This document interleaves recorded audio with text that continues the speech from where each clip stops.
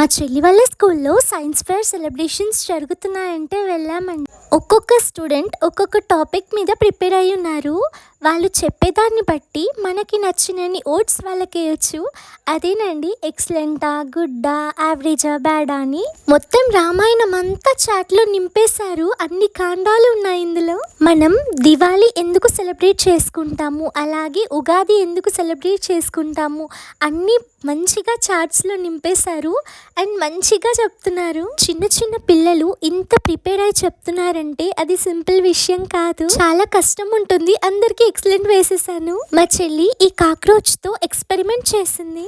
మా చెల్లి topic respiratory system in organisms.